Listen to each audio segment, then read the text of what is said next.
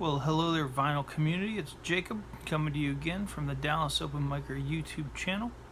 This is the third video I've made this evening, and if the other two turn out, then well, we'll have three in a row in this black shirt I picked up at JCPenney's. Anyway, what I've got for you here is a haul video with a little bit of a twist. I've got some gear to show you.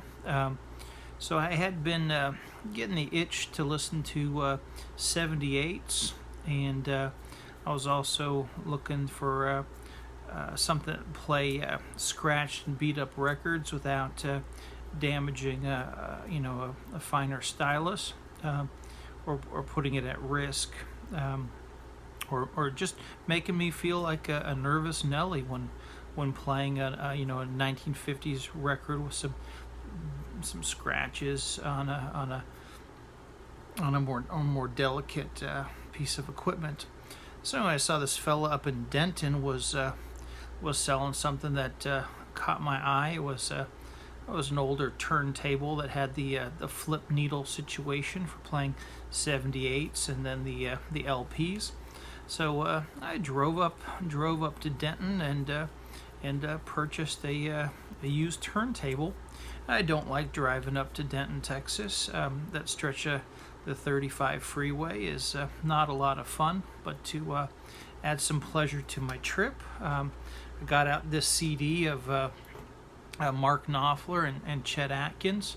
It's got a crack on the cover there, but I can replace that because I got some jewel case cover replacements I picked up at the library. They closed out their old CD section, and they sold me a box of their jewel case covers for a very low price donation to the public library. So I'll be able to spruce this up. So I made the best of my drive in the car.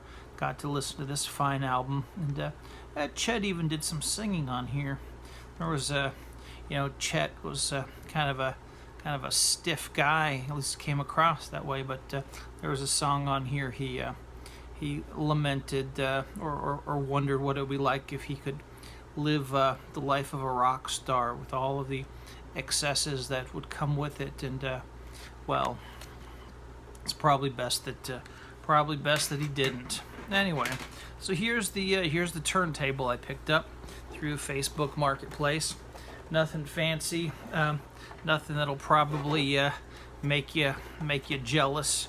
It's a Montgomery Ward Airline, very thin, plasticky thing. This is made in Great Britain there.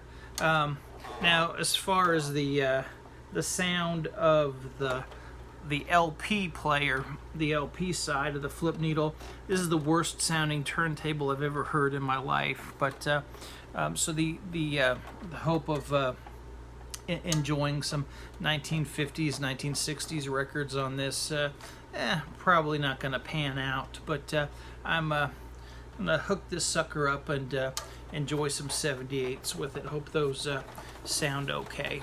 I'm gonna go ahead and set that down. And while I was up in Denton, this gentleman, I won't give his address away, he was a nice fella. He didn't live all that far away from the recycled books and records shop there. So I thought, well, while I'm up in Denton, I gotta see what's available to purchase. So I walked into the shop. They had a clearance bin near the entrance, and found this fella, Brady Kincade, was on clearance. They had the older stickers on the back, and you could see how he'd been marked down over the years. Nobody wanted to take this fella home, but anyway, I was happy to find this. No idea who he was, but should be fun, right? There's another one in that series. It's got some nice spots. Gives it character. So that's a nice stain right there. Here's Nick Lowe. I'd don't have any of his early records. He was somebody I discovered through his Old Man CD era phase, and did get to see him twice in concert here in Dallas at the Kessler Theater. Great venue. He opened for Mavis Staples one year, and then I saw him with the Lowe Straitjackets. That was fun. Here we have this Louis Armstrong on the Audio Fidelity label. If you were to read the back, they would say this was recorded in 1959 and that this is the last good recording of Louis Armstrong before his powers waned. And aren't you lucky to have this one, because after he recorded this, he was never the same again. Well, that's a bit much, but anyway, this does have some nasty old shrink that could be removed. And there, we've improved the appearance of the cover quite a bit. All right, let's see what's next. Got the Lonesome Pine Fiddlers on that. Look at that nice split there. That gorgeous Star Day label. And you know what? I'm even going to go ahead. Oh, there's a note on the back from Bill Monroe saying, also from Don Pierce of Star Day Records, saying, hey, if you don't know these guys, they're worth checking out. Oh, I'm struggling. This beautiful color sleeve there with all the Star Day albums. Look at that. The Lonesome Pine Fiddlers, as seen right here. Let's see what's next. I copy this Art Pepper record here. I don't know if this is like a 1980s press or whatever. Not a floppy contemporary, but don't need the shrink, even though it's a fairly clean shrink. It's not needed anymore. I have this on CD. Happy to get a record copy of this. Not sure how good it's going to sound yet, but the record was flawless. It's one thing I will say about this Recycled Records in Denton. Their records were in great shape, and most of these came with plastic sleeves. Here's Willie and Merle. They're on the beach, the seashores of old Mexico, and looks like Willie might be wearing a members only jacket there. I don't know if that is a Mexican seashore. Sure doesn't look like it to me. But it was a cheap find. Even if it's not a thrilling collection, it should be worth the price of admission. Here's one of those Bing Crosby, Bing's Hollywood series. I've got this on CD as well. It's got the nice soundtrack to Road to Morocco and Going My Way. There he is, as Father O'Malley there.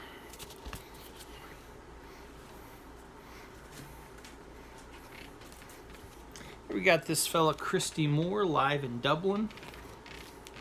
He's a very political fella, but thought might give this album a listen to, see if it's an enjoyable ear pleaser.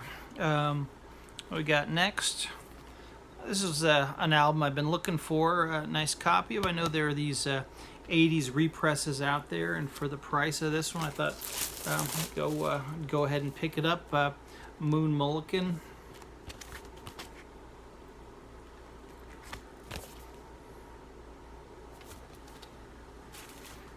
Here's another one where he sings I'll Sail My Ship Alone on this one. A very catchy song, although if you listen to the words, that's a horrible message. Now this one, you can see this. Sing. It was originally released on King Records. This is an import, and it sounds a little bit muffled, like somebody threw a blanket over the speakers. When you play this, but anyway, it didn't break the bank. Here's one that I was quite happy to find. This Brubeck at College of the Pacific. I got to see him there at the College of the Pacific at one of the last Brubeck festivals. This on the beautiful blue Fantasy. This one does have some ticks and scuffs on there, but I'm quite happy to find this one. Those early Fantasy records can be difficult to find in good shape, and then especially the colored vinyl, it can be very hard to see scratches on them. This is Jazz at Oberlin on the red Fantasy. Very nice.